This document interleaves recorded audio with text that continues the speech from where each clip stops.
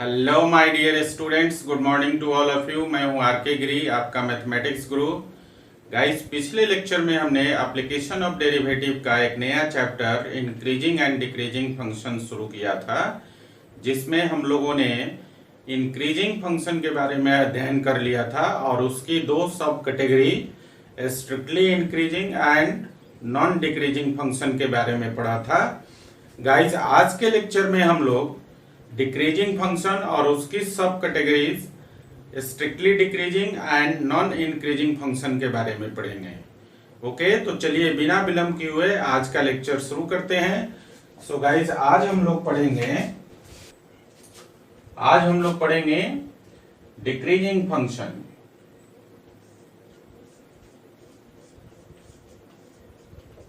Decreasing function देखिए, decreasing function की इसकी दो सब कैटेगरीज है। इसमें हमें पढ़ना है strictly decreasing function, strictly decreasing function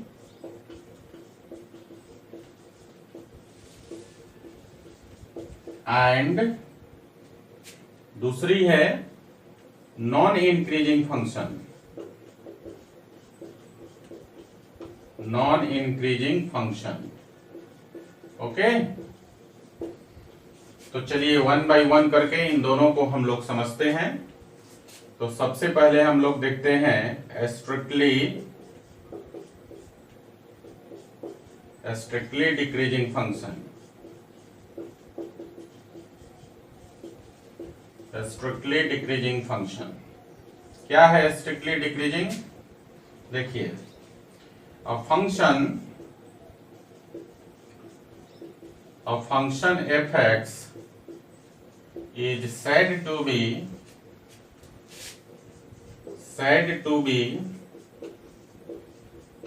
a strictly decreasing function if x1 is less than x2, therefore fx1 is greater than fx2। ये कंडीशन है आपका। अगर x1 x2 से छोटा है तो fx1 fx2 से बड़ा होगा। समझे? देखिए, इसको हम लोग ग्राफ से समझने का प्रयास करेंगे। ध्यान दीजिए।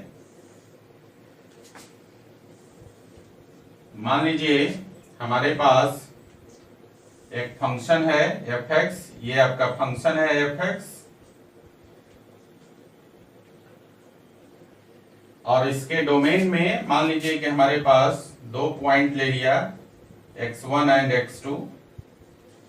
ये डोमेन का दो पॉइंट है x1 और x2। देखिए, x1 के करस्पॉन्डिंग आपको मिलेगा fx1 और x2 के करस्पॉन्डिंग आपको मिल जाएगा fx2। क्लियर है? तो आप क्या देख रहे हैं, जैसे जैसे x के अलोंग x इंक्रीज हो रहा है, fx का वैल्यू डिक्रीज हो रहा है। देखिए, इस तरफ आप देख रहे हैं कि धीरे धीरे x का वैल्यू x एक्सिस के अलोंग इंक्रीज हो रहा है, तो ग्राफ की हाइट क्या हो रहा है? धीरे धीरे डिक्रीज हो रहा है। देख रहे हैं ना? मतलब ये जो fx का वैल्यू है वो डिक्रीज हो रहा है। यहाँ पर fx1 से छोटा है fx2। तो जब ऐसा कंडीशन हो कि जब आप x के अलोंग धीरे धीरे x का वैल्यू इंक्रीज करें तो fx का वैल्यू डिक्रीज होना शुरू हो जाए, तो ऐसे फंक्शन को हम लोग बोलते हैं स्ट्रिक्टली डिक्रीजिंग फंक्शन। ओके, अब हम बात करते हैं यहाँ पर डेरिवेटिव का नेचर क्या होगा। तो देखिए, ये जो इंटरवल है आपका x1 से लेकर x2 तक का इंटरवल, इसको हम लोग डेल x लिख सकते हैं। डेल x का मतलब है कि यहाँ पर x2 माइनस x1, ठीक है। डेल x का मतलब है x2 माइनस x1, और यहाँ पर जो इंटरवल है ये वाला, ये जो इंटरवल दिख रहा है fx1 और fx2 के बीच में, ये आपका इंटरवल डेल वाई हो गया, और डेल वाई का मतलब है fx2 माइनस fx1। ठीक है, अब आप ध्यान दीजिए यहां पर x2 में से x1 को घटाएंगे तो ये वैल्यू आपका पॉजिटिव हो जाएगा, सिंस देखिए ध्यान से x2 minus x1 is greater than 0। क्यों ग्रेटर देन 0 हो गया? क्योंकि x2 का जो वैल्यू है वो ग्रेटर देन x1 है। क्लियर है? एंड तो इसी को आप लिख सकते हैं x2 माइनस x1 क्या है? Del x। तो यहां पर क्या हो जाएगा? डेल x is greater than 0। Clear है? अल्सो ध्यान दीजिए, also fx2 minus fx1 is less than 0। ऐसा क्यों? ऐसा इसलिए यहां पर fx2 का जो वैल्यू है वो छोटा है। देखिए fx2 का वैल्यू जो है fx1 से छोटा है। fx2 is less then fx1। So guys आप बोल सकते हैं कि यहां पर जो इंटरवल है डेल वाई उसका वैल्यू 0 से छोटा हो गया। सो गाइस यहां पर हम बोल सकते हैं कि del Y by del x का वैल्यू 0 से छोटा हो गया। और यहां पर अगर दोनों तरफ डेल एक्स टेंस टू 0 पर लिमिट ले लीजिए, so guys limit del x tends to 0 del Y by del x is less than 0। और इसके बारे में आप जानते हैं limit del x tends to 0 del Y by del x को हम लोग बोलते हैं dy बाई डी एक्स। तो ये हो गया dy by d x is less than 0। तो ये कंडीशन है, या इसी को हम लिखते हैं f dash x is less than 0। ये कंडीशन है आपका। और हम लोग इसको बोलते हैं कि जब कोई फंक्शन स्ट्रिक्टली डिक्रीजिंग होगा तो उसके डेरिवेटिव का जो नेचर होगा वो 0 से छोटा होगा। क्लियर है? तो दो बातें आपने सीखी, दो कंडीशन सीखा। ये एनालिटिकल कंडीशन है कि अगर हम लोग x की वैल्यू धीरे धीरे इंक्रीज करें तो जो उसकी आउटपुट है fx वो धीरे धीरे ग्रेजुअली डिक्रीज करेगा। तो ऐसे केस में जो होगा फंक्शन को स्ट्रिक्टली डिक्रीजिंग फंक्शन बोलते हैं। और डेरिवेटिव का नेचर इस केस में क्या हो जाता है? इस केस में डेरिवेटिव का नेचर हो जाता है लेस देन 0, मतलब नेगेटिव आ जाता है फंक्शन का डेरिवेटिव। क्लियर है? तो ये है आपका स्ट्रिक्टली डिक्रीजिंग फंक्शन। और मेरे ख्याल से स्ट्रिक्टली डिक्रीजिंग फंक्शन आपको समझ में आ गया होगा। ठीक है, तो आपको यहाँ पर सिर्फ दो चीजें याद रखनी है। अगर एनालिटिकल डिस्क्रिप्शन की बात करें तो हम लोग डोमेन का कोई दो पॉइंट ले लेंगे x1 x2 और इस प्रकार से लेंगे कि x2 का वैल्यू x1 से बड़ा होगा। ठीक है, तो उस कंडीशन में आप देखेंगे कि fx1 का वैल्यू जो होगा वो fx2 की वैल्यू से बड़ा हो जाएगा। क्लियर है ना?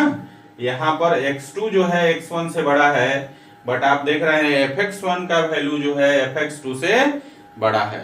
तो ये कंडीशन है आपका स्ट्रिक्टली डिक्रीजिंग होने का एनालिटिकल कंडीशन। और जब डेरिवेटिव की बात करें कि इसमें हम लोग डेरिवेटिव का एप्लीकेशन कैसे करेंगे, तो हम लोग क्या देख रहे हैं कि डेरिवेटिव का नेचर जो है स्ट्रिक्टली डिक्रीजिंग के केस में क्या होता है? dy by d x is less than 0 और f dash x is less than 0। तो ये दो बातें आपको हमेशा ध्यान में रखना है स्ट्रिक्टली डिक्रीजिंग के लिए। एक तो ये एनालिटिकल कंडीशन हो गया और दूसरा डेरिवेटिव ऑफ नेचर हो गया। ओके, चलिए इसको लिखिए जरा। तो बच्चों चलिए हम लोग अब डिक्रीजिंग फंक्शन का दूसरा सब कैटेगरी जो है नॉन इंक्रीजिंग फंक्शन को देखते हैं। तो इसका जो दूसरा सब कैटेगरी है डिक्रीजिंग फंक्शन का वो है आपका non increasing function. Non increasing function, non increasing function को हम लोग बोलते हैं only decreasing function. Only decreasing function या सिंपली इसको बोलते हैं डिक्रीजिंग फंक्शन। क्लियर है? देखिए इसको जरा हम लोग ग्राफ के थ्रू जो है एनालिसिस करते हैं इसका। देख लीजिए ये हमारे पास सेट ऑफ एक्सिस है और मान लीजिए कि हमारे पास एक जो है फंक्शन है जिसका ग्राफ इस प्रकार से है। ठीक है, देखिए ध्यान से, ये आपका फंक्शन है एफ एक्स और ये आपका ग्राफ है एफ एक्स का। देखिए इसमें हम लोग इसके डोमेन में कुछ पॉइंट्स ले लेते हैं। मान लीजिए कि यहाँ पर पॉइंट्स x1 ले लिया तो इसके कोरस्पॉन्डिंग जो वैल्यू मिलेगा fx1 हो जाएगा। इसी प्रकार से यहाँ पर हमने दूसरा पॉइंट ले लिया डोमेन का x2 और इसके कोरस्पॉन्डिंग आपको जो वैल्यू मिलेगा वो हो जाएगा fx2। इसी प्रकार से यहाँ पर हमने तीसरा पॉइंट ले लिया इसके डोमेन से x3 और इसके कोरस्पॉन्डिंग इसके भी कोरस्पॉन्डिंग जो वैल्यू मिलेगा वो हो जाएगा आपका fx3। और एक पॉइंट और ले लेते हैं हम लोग x4। ठीक है, यहाँ पर आप a और b दो पॉइंट को डिनोट कर दीजिए, इसलिए यहाँ पे डिनोट कर दिया कि ये जो ग्राफ है यहाँ पर कांस्टेंट हो जाता है। a से b के बीच में फंक्शन जो है ना तो इंक्रीज हो रहा है ना ही डिक्रीज हो रहा है, इसलिए यहाँ पर हमने क्या किया, दो पॉइंट ले लिया। अब देखिए चौथा पॉइंट जो x4 है इसके करस्पॉन्डिंग अगर इसका आउटपुट देखेंगे तो ये हो जाएगा fx4। क्लियर है। अब जरा यहाँ पर एक एक इंटरवल की बात करें तो देखिए x1 से x2 की बात करें तो आप देख रहे हैं, ध्यान से देखिएगा, यहाँ पर x1 जो है वो x2 से छोटा है तो इन दोनों का आउटपुट आप ध्यान से देखिए, मतलब यहां से 0 से लेकर x4 तक x का वैल्यू धीरे धीरे इंक्रीज हो रहा है। ये तो आप देख रहे हैं ग्राफ के माध्यम से। अब यहाँ पर इस इंटरवल की बात करते हैं x1 और x2 के बीच के जो इंटरवल है उसकी बात करें तो आप देखेंगे x2 का वैल्यू x1 से बड़ा है तो इसकी आउटपुट को देखिए तो देखिए x1 के करस्पॉन्डिंग जो आउटपुट है वो आपका fx1 है और x2 के करस्पॉन्डिंग आउटपुट है fx2। तो आप क्या देख रहे हैं कि fx1 का वैल्यू जो है वो बड़ा है fx2 से, या फिर ऐसे भी बोल सकते हैं fx2 का वैल्यू जो है fx1 से छोटा है। तो आप देखते हैं यहाँ पर कि therefore fx1 is greater then fx2, है ना। इसी प्रकार से दूसरे इंटरवल की बात करें हम लोग x2 से x3 के बीच में तो यहाँ पर जो है x2 का वैल्यू x3 से छोटा है। ठीक है, यहाँ पर x इंक्रीज हो रहा है, जबकि यहाँ पर आप देखेंगे a से b के बीच में फंक्शन बिल्कुल कांस्टेंट हो जाता है। मतलब इन दोनों पॉइंट पर x2 और x3 पर फंक्शन का जो आउटपुट है वो सेम आता है। ठीक है, यहाँ पर फंक्शन कांस्टेंट है, ना ही इंक्रीज हो रहा है और ना ही डिक्रीज हो रहा है। तो इन दोनों पर आप देख रहे हैं कि फंक्शन का आउटपुट क्या हो जाता है, इक्वल हो जाता है ना। मतलब ये हो जाता है आपका fx2 is equal to fx3। Clear. और इस इंटरवल की बात करें x3 से x4 की बात करें तो यहाँ भी आप देखते हैं x4 का वैल्यू x3 से बड़ा है, x3 से बड़ा है x4 का वैल्यू। और इनकी आउटपुट की बात करें तो आप देखेंगे जो b पर आउटपुट है, मतलब x3 के कोरस्पॉन्डिंग जो आउटपुट है वो आपका fx3 है और x4 के कोरस्पॉन्डिंग जो आउटपुट है fx4 है। तो आप क्या देखते हैं, fx3 का वैल्यू fx4 से बड़ा है। तो गाइस यहाँ लिख सकते हैं आप fx3 का जो वैल्यू है वो ग्रेटर देन है fx4 से, है ना। इन तीनों को अगर हम जनरलाइज करें तो हम क्या देखते हैं कि यहाँ पर x का वैल्यू जैसे जैसे आप इंक्रीज कर रहे हैं इसकी आउटपुट की वैल्यू जो है वो क्या हो रहा है, डिक्रीज हो रहा है और कहीं पर इक्वल हो जा रहा है। जैसे x1 से x2 के बीच में क्या है, इसकी आउटपुट डिक्रीज हो रही है, मतलब फंक्शन की हाइट जो है डिक्रीज हो रही है। और आप x2 से x3 के बीच में आप क्या देखते हैं कि फंक्शन की जो आउटपुट है वो इक्वल हो जाता है। और x3 से x4 के बीच में आप देखते हैं कि फंक्शन की आउटपुट फिर से डिक्रीज हो जाता है। मतलब ये फंक्शन थ्रू आउट डिक्रीज हो रहा है, कहीं पर इंक्रीज नहीं हो रहा है, इसलिए इसको नॉन इंक्रीजिंग फंक्शन बोलते हैं। समझ गए? लेकिन यहाँ पर क्या है, फंक्शन बीच में कांस्टेंट हो जाता है ए से बी के बीच में, तो इसकी आउटपुट क्या हो जाती है, इक्वल हो जाती है।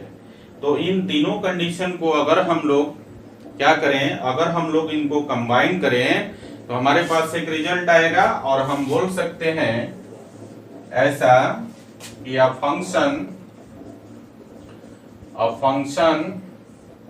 fx is said to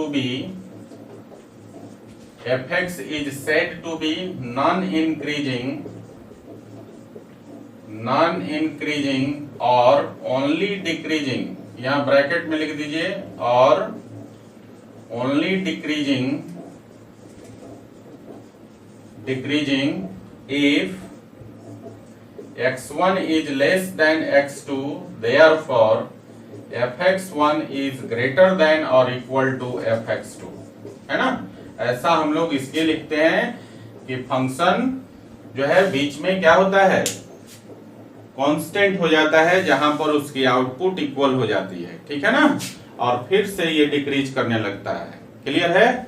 तो हम बोल सकते हैं कि नॉन इंक्रीजिंग फंक्शन क्या है, a function fx is said to be non-increasing or only decreasing if x1 is less than x2, therefore fx1 is greater than fx2।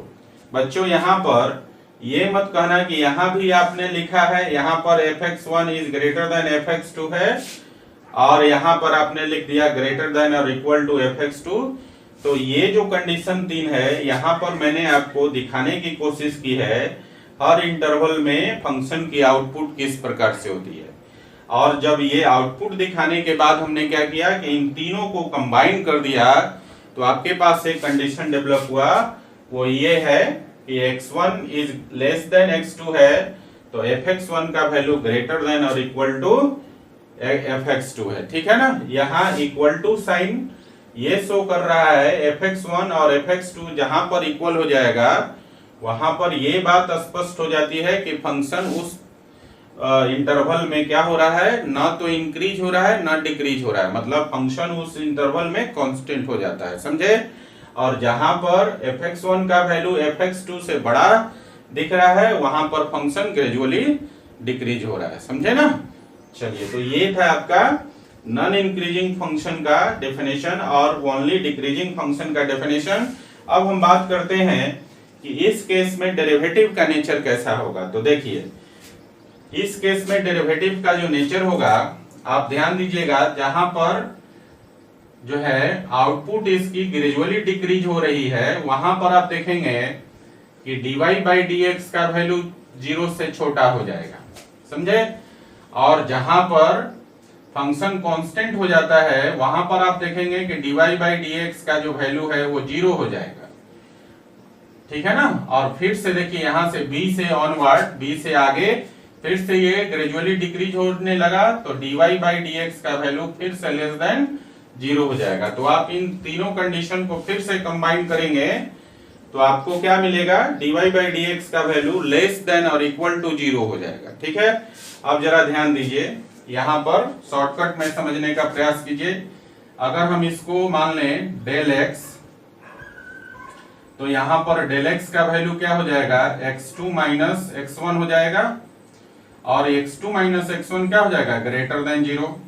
जबकि यहाँ पर देखिए, यहाँ पर हम करें fx2 माइनस fx1 करें, तो आप देखेंगे कि fx2 माइनस fx1 जो वैल्यू है वो आपका लेस देन 0 हो जाएगा, और ये वैल्यू जो है आपका डेल y का हो जाएगा, तो डेल y का वैल्यू क्या हो जाएगा, 0 से छोटा हो जाएगा। तो del y by del x का वैल्यू क्या हो गया, यहाँ पर del y by del x का वैल्यू लेस देन 0 हो जाएगा।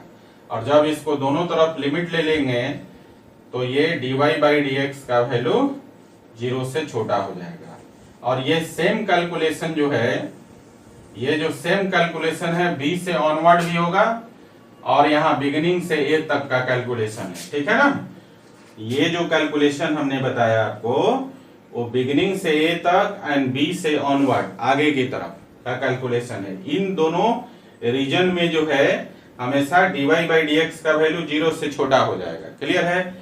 यहाँ पर देखिए, ये जो a से b का रीजन है, इस रीजन में आप देखेंगे कि डेल एक्स का वैल्यू जो है, मतलब यहाँ पर x3 का वैल्यू जो है वो x3 का वैल्यू बड़ा है x2 से, तो यहाँ पर आप क्या हो जाएगा, आपका x3 माइनस x2 का वैल्यू 0 से बड़ा होगा, मतलब यहाँ पर डेल एक्स का वैल्यू 0 से बड़ा हो जाएगा। क्लियर है? लेकिन आप यहाँ ध्यान दीजिएगा कि डेल वाई की बात करें, मतलब दोनों की आउटपुट की बात करें, तो दोनों का आउटपुट सेम आता है, तो आप कह सकते हैं यहाँ पर कि fx3 जो है वो इक्वल है fx2 का। तो ये भी बोल सकते हैं कि fx3 में से fx2 को घटा लेंगे तो 0 हो जाएगा, तो मतलब डेल वाई का वैल्यू 0 हो जाएगा। तो आप देखिए डेल वाई का वैल्यू 0 हो गया और डेल एक्स का वैल्यू ग्रेटर देन 0 है, तो यहाँ पर आप कह सकते हैं कि del Y by del x का वैल्यू वो भी 0 हो जाएगा। और यहाँ पर दोनों तरफ अगर आप लिमिट ले लेते हैं डेल एक्स टेंस टू 0 पर, तो dy बाई डी एक्स का वैल्यू क्या हो जाएगा, 0 हो जाएगा। तो ये जो कैलकुलेशन मैंने आपको दिखाया यहाँ पर, ये जो कैलकुलेशन है वो a से b के बीच के रीजन का कैलकुलेशन है, जहां पे फंक्शन ना तो इंक्रीजिंग हो रहा है ना ही डिक्रीजिंग हो रहा है, मतलब फंक्शन यहाँ पर a से b के बीच में कांस्टेंट है, तो उस केस में dy बाई डी एक्स का वैल्यू क्या हो जाता है, 0।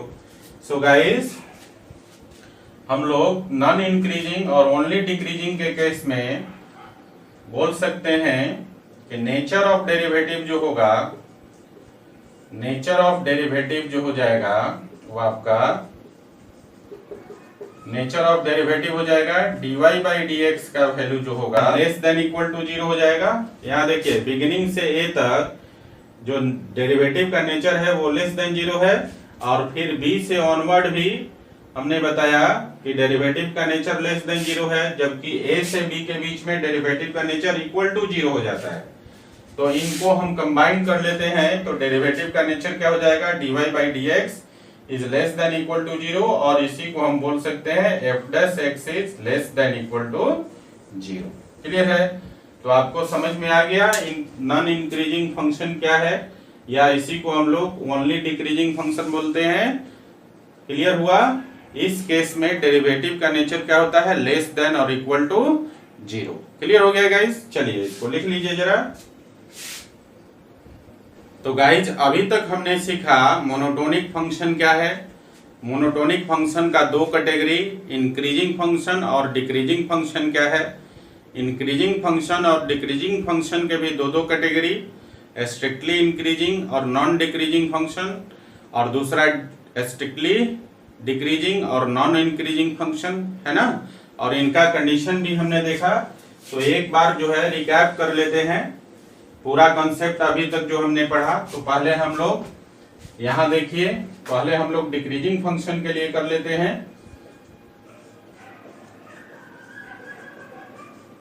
नोट इसको बना कर लिख लीजिएगा ताकि हमेशा आपको याद रहे। डिक्रीजिंग फंक्शन के केस में हमने दो चीजें पढ़ी। एक बात तो हमने पढ़ा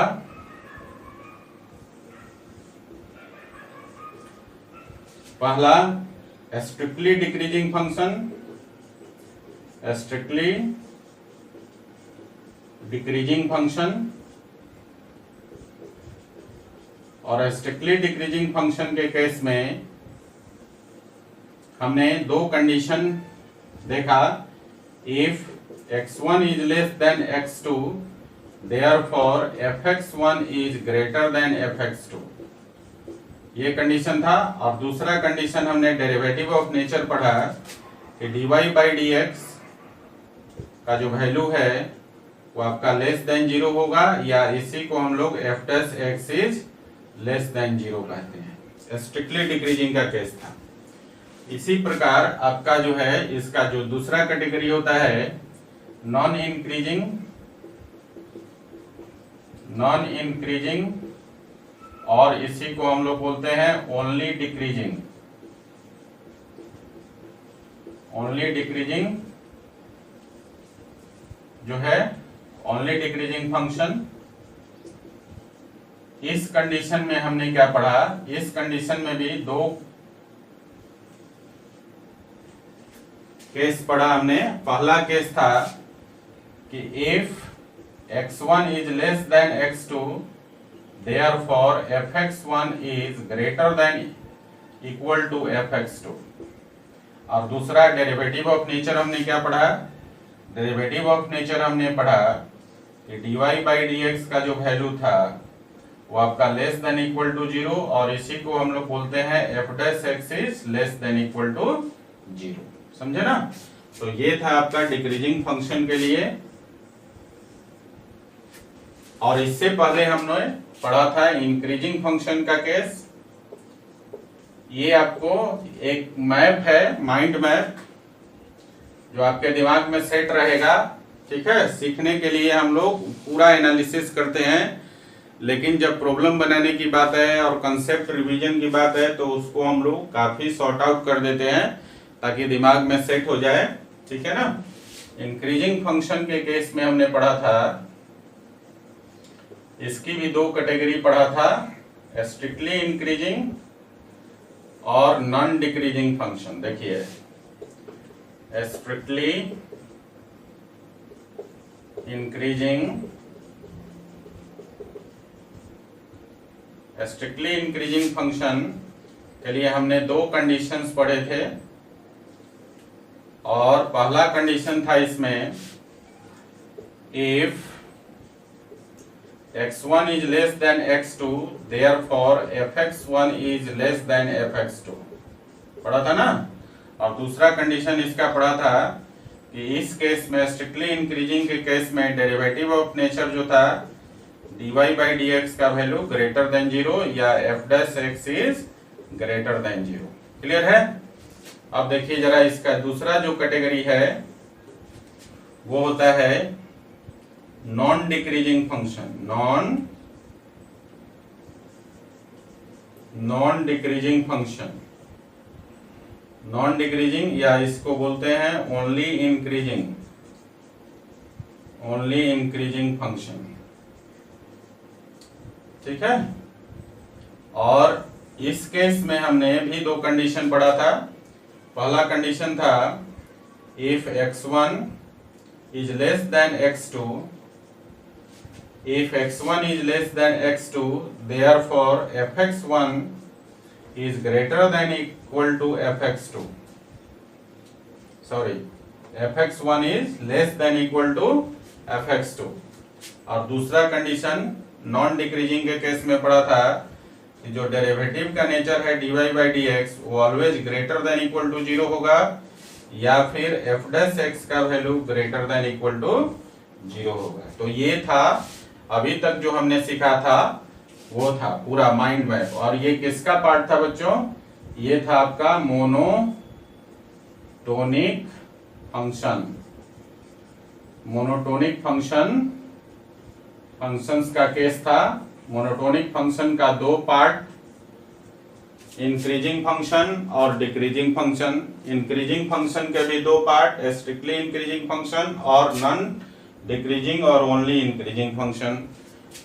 दूसरा पार्ट था इसका डिक्रीजिंग फंक्शन, और इसके भी दो पार्ट, स्ट्रिक्टली डिक्रीजिंग फंक्शन और नॉन इंक्रीजिंग फंक्शन, और चारों का केस। ठीक है ना। तो इसको आप लिख लीजिए, ठीक है ना, जो आपको रिवीजन में काफी मदद करेगा और कॉन्सेप्ट मेमोराइजेशन में आपको बहुत मदद करने वाला है। चलिए लिखिए इसको। तो बच्चों चलिए अब हम लोग सीखेंगे कि किस प्रकार से किसी गिवन फंक्शन के लिए इंटरवल निकालेंगे, कि किस इंटरवल में गिवन फंक्शन जो है इंक्रीजिंग है या डिक्रीजिंग है, या स्ट्रिक्टली इंक्रीजिंग है या स्ट्रिक्टली डिक्रीजिंग है। ठीक है ना। सो गाइस, हमारा टॉपिक है method to find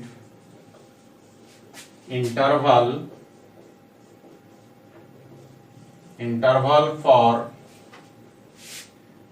the function, for the given function,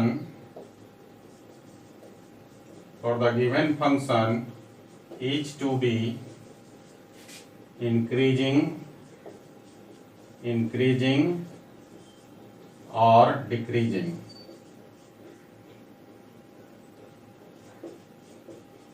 अब देखिए यहां पर इंक्रीजिंग और डिक्रीजिंग लिखा हूं तो इसका मतलब है, इंक्रीजिंग का मतलब हो गया स्ट्रिक्टली इंक्रीजिंग, इसके दोनों कैटेगरी इसमें इंक्लूड होगा, स्ट्रिक्टली इंक्रीजिंग और नॉन डिक्रीजिंग।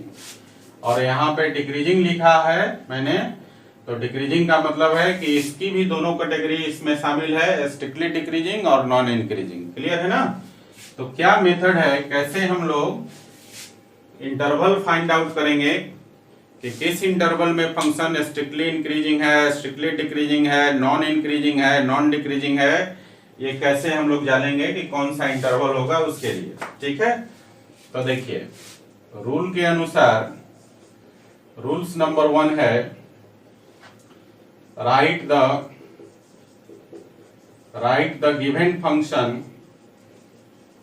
As equation 1। जो भी आपके पास गिवन फंक्शन है उसको आप इक्वेशन 1 मान लेंगे। दूसरा काम है कि जब इक्वेशन 1 मान लेंगे तो आपको फाइंड कर लेना है, फाइंड इट्स डेरिवेटिव,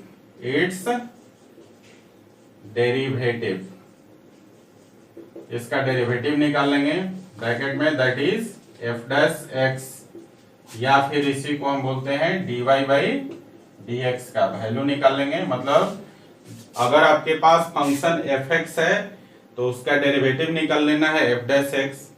अगर y के फॉर्म में फंक्शन दिया है, y is equal to fx के फॉर्म में, तो dy बाई dx निकाल लेंगे। मतलब जो भी फंक्शन दिया है दूसरे स्टेप में उसका डेरिवेटिव निकाल लेंगे। ठीक है, तीसरा स्टेप में क्या करना है, आपको फाइंड करना है, find all critical points, find all critical points by solving f dash x is equal to 0 या dy by dx is equal to 0। Clear है ना? f dash x को 0 से इक्वेट करके या dy by dx को 0 से इक्वेट करके x के सारे वैल्यू निकाल लेंगे। यहाँ क्रिटिकल पॉइंट से मतलब है, ठीक है ना, यहाँ क्रिटिकल पॉइंट से मतलब है कि x के सारे वैल्यू निकालेंगे जिसके लिए f डैश x का वैल्यू 0 हो या फिर dy बाई dx का वैल्यू 0 हो। ठीक है, जब x के सारे वैल्यू निकल जाएंगे तो फोर्थ नंबर में क्या करना है, पुट कर देना है, put all critical points on the number line, number line पे आपको सारे क्रिटिकल पॉइंट्स को पुट कर देना है। ठीक है ना, ऑन द नंबर लाइन पे आप पुट कर देंगे। यहां पर आप लिख लेंगे, किस प्रकार से पुट करेंगे, आइदर इन इंक्रीजिंग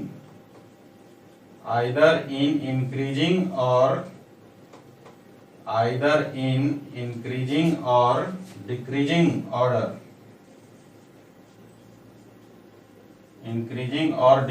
ऑर्डर। ठीक है, नंबर लाइन पर आपको क्या करना है, इंक्रीजिंग या डिक्रीजिंग ऑर्डर में सारे क्रिटिकल पॉइंट को पुट कर देना है। उसके बाद क्या करेंगे, फिफ्थ नंबर में जब आप नंबर लाइन पे सारे क्रिटिकल पॉइंट्स को पुट कर देंगे तो आप प्रत्येक इंटरवल के लिए आपको साइन फाइंड आउट करना है। ठीक ना, चिन्ह लिखना है उसका। सो गाइस फिफ्थ नंबर में क्या करेंगे, राइट द साइन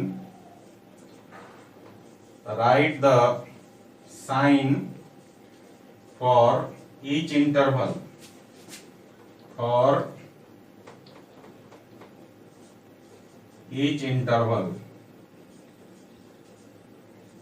प्रत्येक इंटरवल के लिए आपको साइन लिखना है। जब साइन आपको मालूम चल जाएगा तो आपको अब कंक्लूजन निकालना है कि किस इंटरवल में फंक्शन स्ट्रिक्टली इंक्रीजिंग होगा, किस इंटरवल में फंक्शन नॉन डिक्रीजिंग होगा, किस इंटरवल में फंक्शन स्ट्रिक्टली डिक्रीजिंग होगा और किस इंटरवल में फंक्शन जो है वो नॉन इंक्रीजिंग होगा। ठीक है, तो अब आपको कैलकुलेट करना है, फंक्शन के बारे में बताना है कि इंक्रीजिंग होगा डिक्रीजिंग होगा। ठीक है ना, तो देखिए 6 नंबर में अब क्या होगा आपका, हमने कहा कि इतना करने के बाद अब आपको कैलकुलेशन करना है फंक्शन के इंक्रीजिंग और डिक्रीजिंग होने के लिए। तो देखिए पहला कैलकुलेशन है, if f dash x is greater than 0 in interval a to b। ठीक है ना, अगर किसी इंटरवल में f डैश x का वैल्यू 0 से बड़ा है तो देयरफॉर क्या हो जाएगा, देयरफॉर fx will be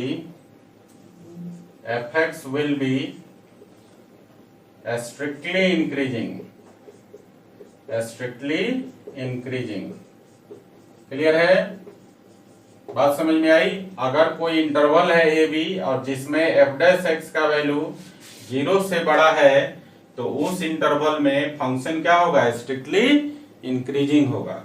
ठीक है, इसी प्रकार से अगर मान लीजिए कि आपके पास f डैश x का value greater than equal to 0 है इन इंटरवल ए बी, किसी इंटरवल में जो है ना f डैश x का value greater than equal to 0 है, तो देयरफॉर fx will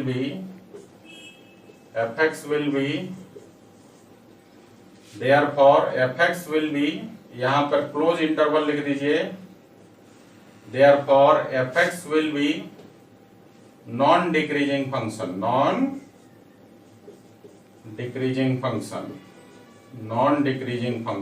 क्लियर है, अगर f डैश x का value greater than equal to 0 है किसी क्लोज्ड इंटरवल ए बी में, तो उस केस में जो फंक्शन होगा वो नॉन डिक्रीजिंग फंक्शन होगा, या इसी को हम लोग बोलते हैं ओनली इंक्रीजिंग। क्लियर है ना।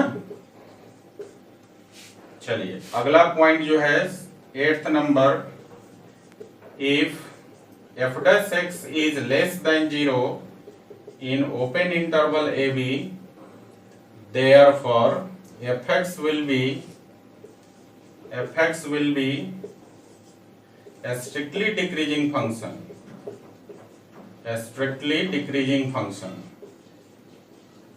क्लियर है, स्ट्रिक्टली डिक्रीजिंग फंक्शन।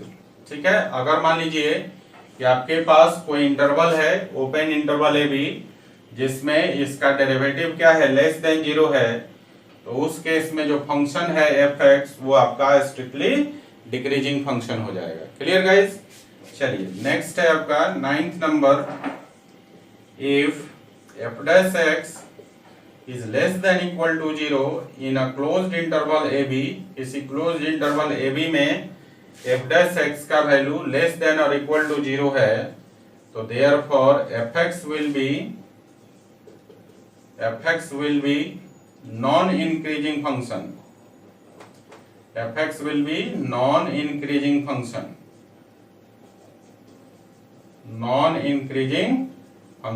क्लियर है, नॉन इंक्रीजिंग को आप बोलते हैं ओनली डिक्रीजिंग फंक्शन। क्लियर है ना। तो ये 4 पॉइंट्स है जिससे आप कैलकुलेट करते हैं कि किस इंटरवल में फंक्शन स्ट्रिक्टली इंक्रीजिंग है, किस इंटरवल में फंक्शन ओनली डिक्रीजिंग है, किस इंटरवल में फंक्शन स्ट्रिक्टली डिक्रीजिंग है, और किस इंटरवल में फंक्शन ओनली इंक्रीजिंग है। ओके, तो ये था आपका method to find interval for the given function is to be increasing और डिक्रीजिंग। क्लियर है गाइस। ये जितने भी पॉइंट्स है इसको सभी को हम लोग एग्जाम्पल के मदद से अच्छी तरह समझेंगे। पहले आप लोग इसको लिख लीजिए, फिर हम लोग एग्जाम्पल करेंगे और इस मेथड को समझेंगे कि कैसे हम लोग इंक्रीजिंग डिक्रीजिंग फंक्शन के लिए इंटरवल्स को फाइंड आउट करते हैं। ओके, तो चलिए लिखिए जरा। तो बच्चों चलिए हम लोग एक और नोट लिख लेते हैं, इंक्रीजिंग और डिक्रीजिंग फंक्शन से रिलेटेड है और ये भी इंपॉर्टेंट है आपका। ठीक है, नोट है आपका, if a function fx is continuous function,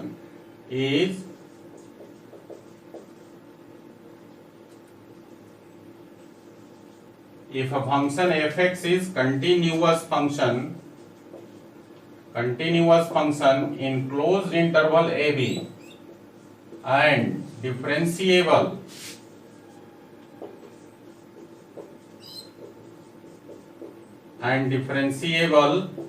in open interval a b। देखिए अगर कोई फंक्शन f(x) जो है वो कंटिन्यूअस है क्लोज इंटरवल ए बी में और डिफरेंशिएबल है ओपन इंटरवल ए बी में, तो तीन कंडीशन है जिसको आप ध्यान में रखेंगे, ठीक है ना। पहला कंडीशन है f(x) विल बी, देखिए f(x) will be strictly increasing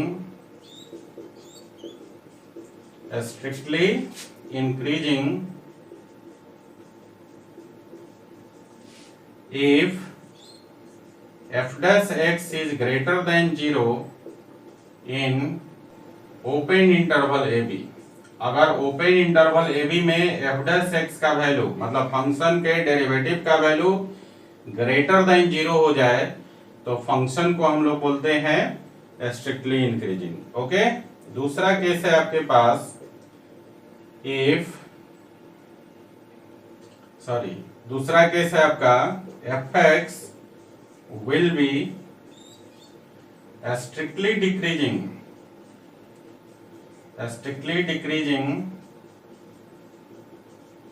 दूसरा केस है आपका f(x) will be strictly decreasing if f dash x is less than 0 in open interval a b। देखिए अगर किसी given open interval a b में function का derivative f dash x का value less than 0 हो जाए तो हम लोग क्या बोलते हैं कि फंक्शन स्ट्रिक्टली डिक्रीजिंग फंक्शन है। ओके, और तीसरा पॉइंट है आपका f(x) will be constant function. देखिए f(x) will be constant function को आप कांस्टेंट कब बोलेंगे, जब f(x) will be constant function if f dash x is equal to 0 in open interval a b। ठीक है, ओपन इंटरवल ए बी में अगर फंक्शन का डेरिवेटिव f dash x का वैल्यू 0 हो जाए तो हम बोलते हैं कि उस इंटरवल में फंक्शन क्या होगा, कांस्टेंट फंक्शन होगा। मतलब उस में आपका जो फंक्शन होगा ना तो इंक्रीज करेगा और ना ही डिक्रीज करेगा। क्लियर है गाइस? तो ये था आपके पास एक इंपॉर्टेंट नोट, ठीक है ना, जिससे आप डिसाइड करते हैं कि अगर कोई फंक्शन आपका किसी क्लोज्ड इंटरवल में कंटिन्यूअस है और ओपन इंटरवल में डिफरेंशिएबल है तो फंक्शन स्ट्रिक्टली इंक्रीजिंग होगा जब f dash x का वैल्यू ग्रेटर देन 0 होगा।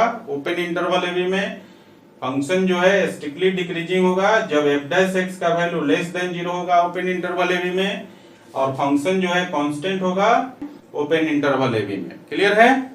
तो बच्चों चलिए जानते हैं कि फंक्शन को नॉन मोनोटोनिक फंक्शन कब बोलते हैं। देखिए नॉन मोनोटोनिक फंक्शन क्या है,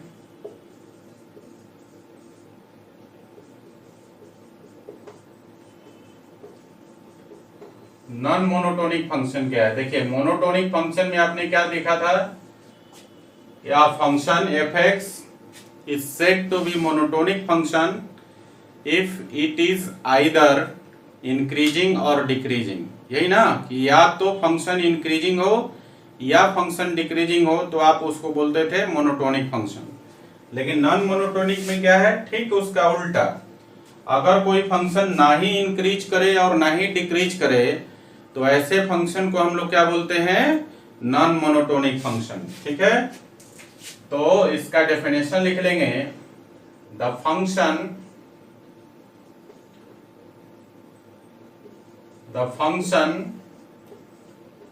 which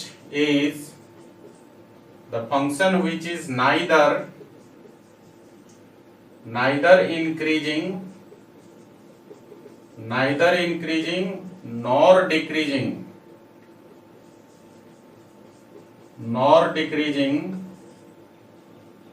is said to be non-monotonic function। Non monotonic function. Clear हो गया? ऐसा फंक्शन जो ना तो इंक्रीज करे और ना ही डिक्रीज करे, तो ऐसे फंक्शन को हम लोग नॉन मोनोटोनिक फंक्शन बोलते हैं। और कांस्टेंट फंक्शन किसी पर्टिकुलर इंटरवल में ना तो इंक्रीज होता है और ना ही डिक्रीज होता है। तो अल्टरनेटिवली आप बोल सकते हैं कि जो नॉन मोनोटोनिक फंक्शन होता है वो कांस्टेंट का है, समझे ना। नॉन मोनोटोनिक फंक्शन का मतलब कांस्टेंट फंक्शन, लेकिन ऑलवेज नहीं होता है, समझे। ऑलवेज इसलिए नहीं होता है, अगर आपके पास कोई पर्टिकुलर इंटरवल दिया हुआ है और उस इंटरवल में फंक्शन जो है एक बार इंक्रीज किया और फिर दूसरी बार वो डिक्रीज कर गया, उस इंटरवल में मतलब दोनों चीज हुआ, इंक्रीज भी किया और डिक्रीज भी किया, तो उस केस में भी हम लोग क्या बोलते हैं कि फंक्शन जो है आपका नाइदर इंक्रीजिंग है नॉर डिक्रीजिंग है, समझे ना। वहां पर आप कुछ भी इंक्रीजिंग और डिक्रीजिंग का कैलकुलेशन नहीं कर सकते हैं।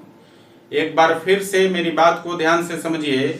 मैंने कहा अगर आपके पास कोई पर्टिकुलर इंटरवल ए बी है और उस इंटरवल में कोई फंक्शन एक बार इंक्रीज होके डिक्रीज भी हो जाता है, तो आप उस फंक्शन को ये नहीं कह सकते हैं कि ये फंक्शन इंक्रीजिंग है या फंक्शन डिक्रीजिंग है, ठीक है। किसी पर्टिकुलर इंटरवल में कोई फंक्शन इंक्रीज और डिक्रीज दोनों कर जाए तो आप उस फंक्शन को नहीं बोल सकते कि ये फंक्शन इंक्रीजिंग है या डिक्रीजिंग है, ठीक है। तो उस केस में भी हम लोग क्या बोलते हैं कि ये फंक्शन नॉन मोनोटोनिक फंक्शन है, ठीक है। सिर्फ कांस्टेंट फंक्शन ही नॉन मोनोटोनिक नहीं होता है, जबकि नॉन मोनोटोनिक का दूसरा भी प्रकार है कि किसी पर्टिकुलर इंटरवल में फंक्शन इंक्रीज और डिक्रीज दोनों ही कर जाए, तो उस केस में भी फंक्शन को हम लोग नॉन मोनोटोनिक फंक्शन बोलते हैं। क्लियर हो गया गाइस। तो ये था ओवरऑल आपका इंक्रीजिंग और डिक्रीजिंग फंक्शन का कंसेप्ट, ठीक है। और भी अगर कोई छोटा मोटा कॉन्सेप्ट्स और बेसिक चीज मिलता है तो आपको नोट में लिखवा दूंगा और वो हम लोग प्रॉब्लम सॉल्विंग के दौरान करेंगे, ठीक है ना। तो अभी हम लोग सबसे पहले क्या करेंगे कि अभी हमने सीखा कि किसी भी फंक्शन के लिए इंटरवल निकालेंगे कि किस इंटरवल में वो इंक्रीजिंग है या डिक्रीजिंग है या स्ट्रिक्टली इंक्रीजिंग है या स्ट्रिक्टली डिक्रीजिंग है, उसके लिए एग्जाम्पल करेंगे। क्लियर है। तो पहले इसको आप लिख लीजिए इस नोट को, ठीक है। उसके बाद हम लोग फंक्शन के लिए इंटरवल निकालेंगे कि किस इंटरवल में इंक्रीजिंग और डिक्रीजिंग है, उसके लिए हम लोग कुछ एग्जाम्पल करने वाले हैं। तो चलिए पहले इसको आप लिख लीजिए। तो गाइस चलिए हम लोग एग्जाम्पल कर लेते हैं। चलिए पहला एग्जाम्पल है, मान लेते हैं कि हमारे पास लेट कर लेते हैं एक फंक्शन है एफ एक्स और इसका वैल्यू है आपका -2x³ -9x² -12x+1। ये आपके पास एक फंक्शन है, इसको हम लोग इक्वेशन 1 मान लेते हैं। आपको क्या करना है, आपको फाइंड करना है इंटरवल्स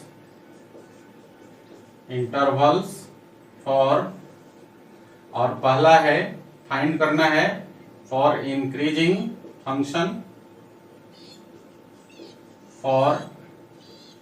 फॉर इंक्रीजिंग, और दूसरा आपको डिक्रीजिंग। इंक्रीजिंग और डिक्रीजिंग फंक्शन होने के लिए ये जो गिवन फंक्शन है इसका इंटरवल निकालना है कि किस इंटरवल में एफ एक्स इंक्रीजिंग फंक्शन होगा और किस इंटरवल में एफ एक्स डिक्रीजिंग फंक्शन होगा। तो क्या करना है बच्चों, अभी हमने रूल बताया कि जो भी गिवन फंक्शन है उसको इक्वेशन 1 मान लीजिए। दूसरा रूल मैंने बताया कि आप इसका डेरिवेटिव निकाल लीजिए। सो गाइस यहाँ से इसका डेरिवेटिव निकालेंगे एफ डैश एक्स, तो इसका वैल्यू कितना हो जाएगा, देखिए -2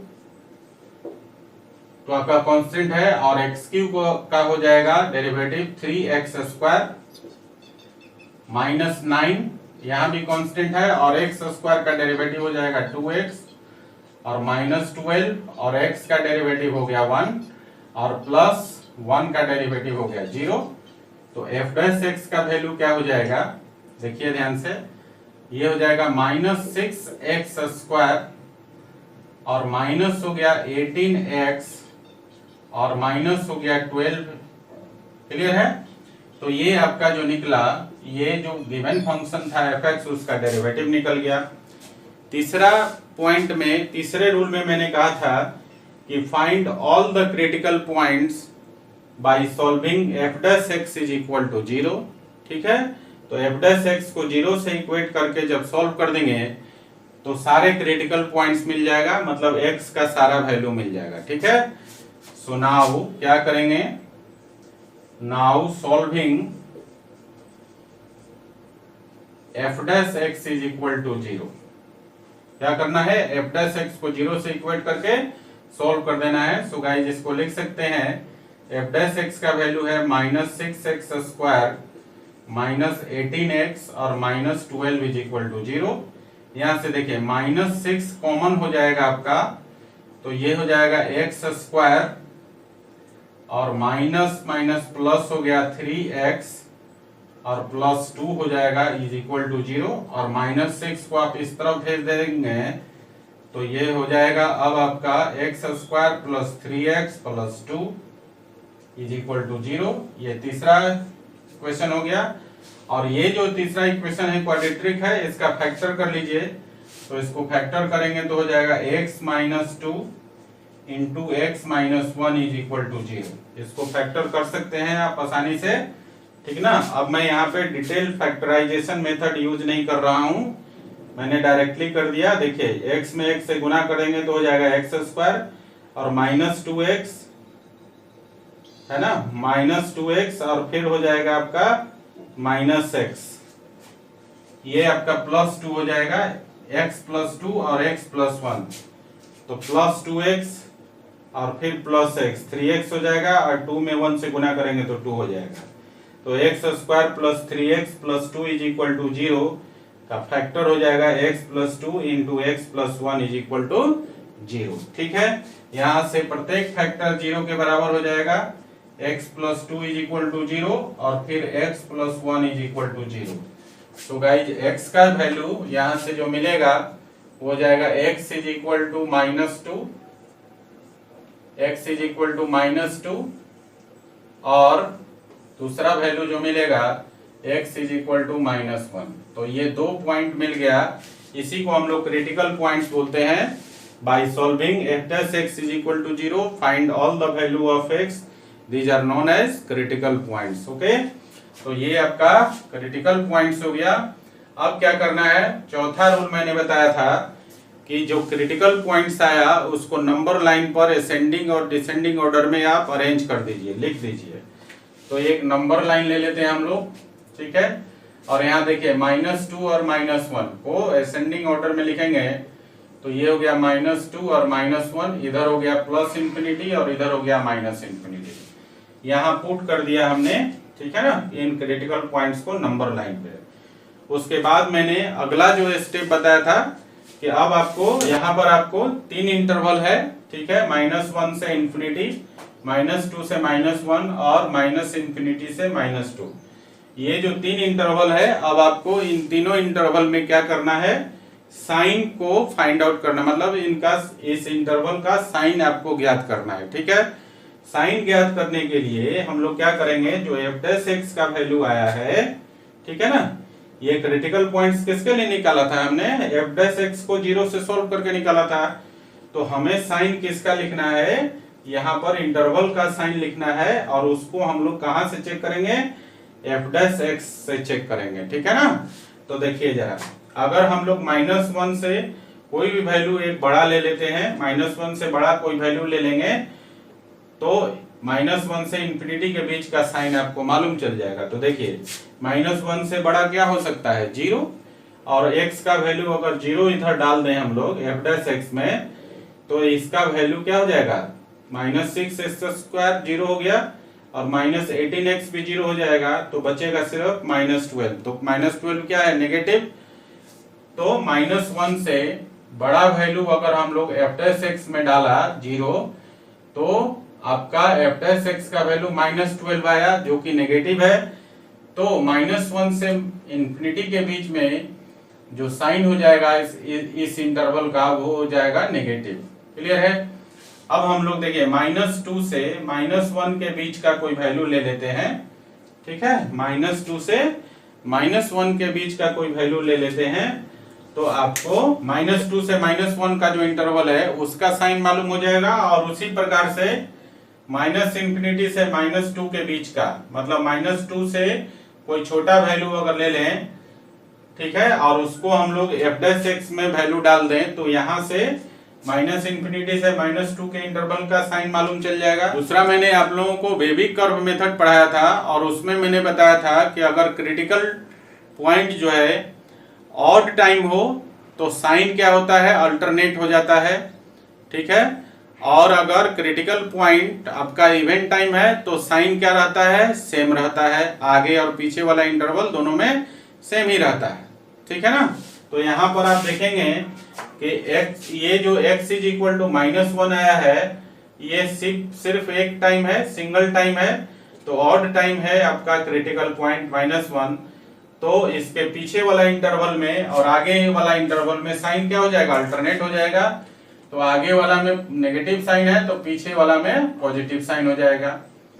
और यहाँ पर x इज इक्वल टू -2 जो है आपका जो क्रिटिकल पॉइंट, ये भी सिंगल टाइम एम्पियर है, तो मतलब ये आपका जो है ऑड टाइम परसेंट है, तो ऑड टाइम परसेंट है तो फिर से आपका साइन क्या होगा, पिछले इंटरवल में अल्टरनेट हो जाएगा, मतलब अगला इंटरवल और पिछले इंटरवल में अल्टरनेट साइन हो जाएगा। अगले इंटरवल में पॉजिटिव साइन है तो पिछला इंटरवल में क्या हो जाएगा, नेगेटिव साइन हो जाएगा। तो इस प्रकार भी साइन आप निकाल सकते हैं।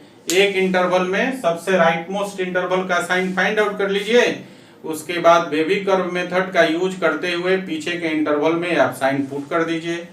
अदरवाइज दूसरा जो है ट्रेडिशनल तरीका क्या है कि हर एक इंटरवल का एक वैल्यू लीजिए और उसको f' में डालिए और वहां से f' का जो है चिन्ह आप ज्ञात कर लीजिए, नेगेटिव है पॉजिटिव है, तो उसमें थोड़ा ज्यादा टाइम लगता है, वो ट्रेडिशनल मेथड है। बेबी कर्व मेथड से आप इजिली इसका साइन पुट आउट कर सकते हैं। राइट मोस्ट इंटरवल में आप साइन निकाल लीजिए, ठीक है, कोई वैल्यू राइट मोस्ट इंटरवल का कोई पॉइंट लेकर f' में वैल्यू डाल दीजिए और वहां से राइट मोस्ट इंटरवल का आप साइन निकाल के क्या करें, बेबी कर्व मेथड से पीछे के इंटरवल्स में आप साइन पुट आउट कर दीजिए। क्लियर है? चलिए, साइन तो अब हमें निकल गया। अब आपसे पूछ रहा है कि किस इंटरवल में इंक्रीजिंग होगा। इंक्रीजिंग का मतलब f' का वैल्यू पॉजिटिव होना चाहिए, है ना। तो आप देखिए f' कहाँ पॉजिटिव है, यहाँ पर देखिए, सॉरी, हाँ, यहाँ पर आपका f' जो है इस कंडीशन में -2 से लेकर -1 के बीच में f' का वैल्यू ग्रेटर देन 0 है ना। पॉजिटिव का मतलब क्या हुआ, ग्रेटर देन 0। इस इंटरवल में जो है f' 0 से बड़ा है, ठीक है। तो यहां देखिए इसका पहला का आंसर हो गया फॉर इंक्रीजिंग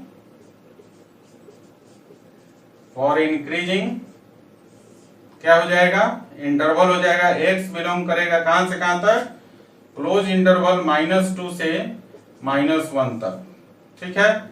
और दूसरा देखिए जरा, फॉर डिक्रीजिंग के लिए क्या हो जाएगा बताइए। डिक्रीजिंग कहां हो रहा है, यहां देखिए -1 से इंफिनिटी और यहां पर -2 से -इंफिनिटी तक। इस केस में क्या है, f' का वैल्यू लेस देन 0 है, नेगेटिव का मतलब लेस देन 0, और यहां भी आप देख रहे हैं कि f' का वैल्यू लेस देन 0 है। तो डिक्रीजिंग के लिए जो इंटरवल होगा वो दो इंटरवल में f' डिक्रीज हो रहा है, f' का साइन क्या है, नेगेटिव है। तो यहाँ पर दोनों इंटरवल को हम लोग ज्वाइन करेंगे, तो ज्वाइन करने के लिए क्या यूज करते हैं, यूनियन का यूज करते हैं, ठीक है ना। तो डिक्रीजिंग के लिए क्या हो जाएगा, interval x belongs to -infinity to -2, और यहाँ पर क्लोज इंटरवल होगा यूनियन, और -1 से -1 पर क्लोज इंटरवल होगा और -1 से इंफिनिटी तक, ठीक है। तो ये आपका इंटरवल हो गया डिक्रीजिंग के लिए और ये आपका इंटरवल हो गया इंक्रीजिंग के लिए। क्लियर है गाइस? तो इस प्रकार से किसी गिवन फंक्शन का आप इंटरवल निकाल सकते हैं कि किस इंटरवल में वो फंक्शन इंक्रीजिंग है या किस इंटरवल में वो फंक्शन डिक्रीजिंग है। ओके, तो चलिए इस क्वेश्चन को उतार लीजिए, फिर हम लोग एक और क्वेश्चन करेंगे जिसमें ये समझने का प्रयास करेंगे कि किस इंटरवल में फंक्शन स्ट्रिक्टली इंक्रीजिंग है और किस में स्ट्रिक्टली डिक्रीजिंग है। ओके, चलिए इसको लिख लीजिए जरा। तो बच्चों चलिए एक एग्जांपल और कर लेते हैं और इस एग्जांपल के माध्यम से समझने का प्रयास करते हैं कि किस इंटरवल में गिवन फंक्शन जो है आपका स्ट्रिक्टली इंक्रीजिंग है और स्ट्रिक्टली डिक्रीजिंग है, ठीक है। तो यहां पर लेट कर लेते हैं। हमारे पास एक फंक्शन है एफ एक्स और ये है आपका 2x³ minus 21x² plus 36x minus 40। ये हम एक फंक्शन मान लेते हैं और आपको फाइंड क्या करना है, फाइंड करना है इंटरवल्स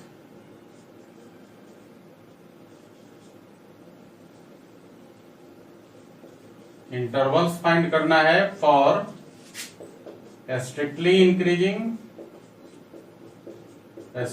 इंक्रीजिंग एंड दूसरा आपको स्ट्रिक्टली डिक्रीजिंग के लिए, स्ट्रिक्टली डिक्रीजिंग। क्लियर है? चलिए अब मेथड के अनुसार हम लोग शुरू करते हैं इसका सॉल्यूशन। तो देखिए आपके पास फंक्शन दिया है एफ एक्स, क्या करेंगे सबसे पहले हम एफ डैश एक्स निकाल लेंगे।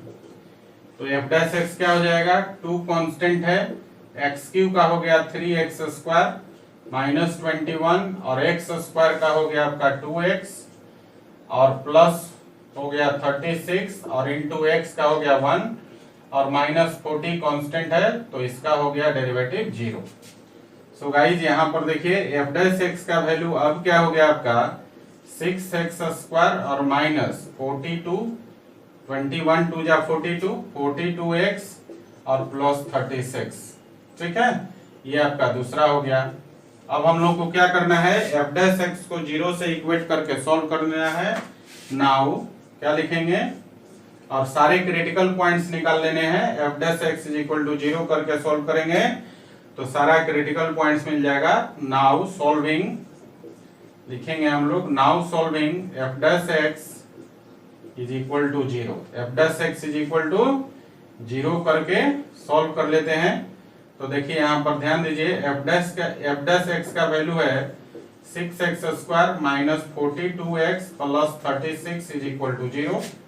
यहाँ से 6 कॉमन ले सकते हैं तो ये हो जाएगा आपका x² और माइनस हो जाएगा आपका 7x, 7 6 42 और प्लस हो जाएगा 6 6 36 तो 6 हो गया इज इक्वल टू 0। 6 को इस तरफ भेज देंगे तो ये हो जाएगा आपका x² माइनस 7x और प्लस 6 इज इक्वल टू 0। अब ये आपका जो तीसरा इक्वेशन है ये क्वाड्रेटिक इक्वेशन हो गया और इसको जब फैक्टर करेंगे तो ये हो जाएगा आपका x minus 1 into x minus 6 is equal to 0।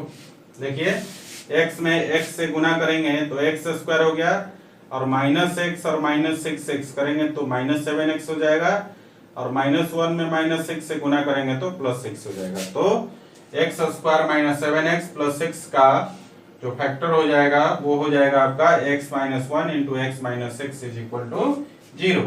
और यहाँ से प्रत्येक फैक्टर क्या हो जाएगा 0 के बराबर हो जाएगा ना, x minus 6 is equal to 0 और यहाँ से आपको x का 2 वैल्यू मिल जाएगा।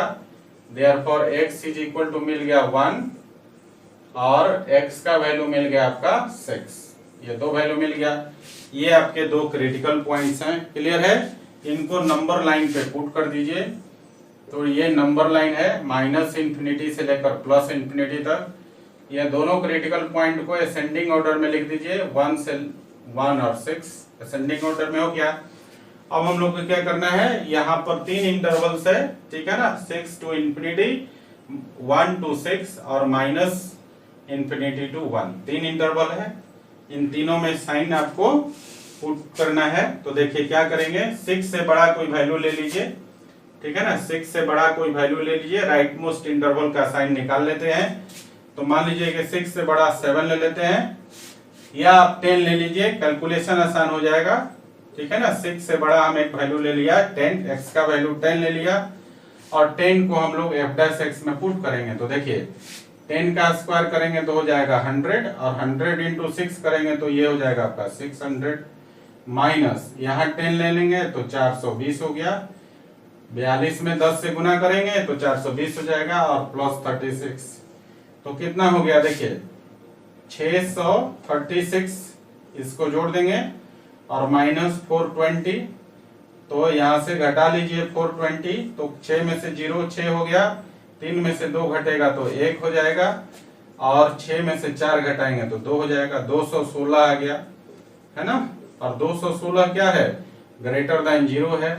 So guys right most interval का जो साइन हो जाएगा वो आपका पॉजिटिव हो जाएगा। मैंने कहा कि राइट मोस्ट इंटरवल